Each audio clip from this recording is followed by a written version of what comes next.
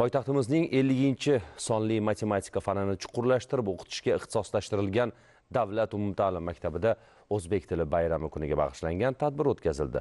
Anjuman o'zbek tilining jamiyatdagi o'rni, milliy qadriyat sifatidagi ahamiyati hamda yosh avlodning ona tiliga bo'lgan mehrini mustahkamlashga bag'ishlandi.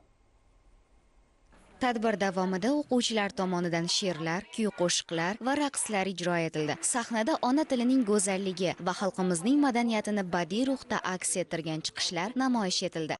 O'zbek tili shunday tilki, uning navoiysi bor, uning boburi bor, uning mashrabu ogahiylari bor, nodirayu uvaysiylari bor. Lekin biz bugungi tadbirimizda yaqin o'tmishimizga, ya'ni moziyimizga qaytib, jadidlarimizni esladik. Ularning bugungi o'zbek tilimizga qo'shgan hissalarini esladik. Bugungi yoshlarimiz jadidlarimizning aynan bizning tilimiz uchun qilgan hissalarini bilishlari, anglashlari, o'rganishlari lozimdir. Behbudiy aytganidek, bizning o'quvchilarimizga 2 til emas, 4 til lozimdir.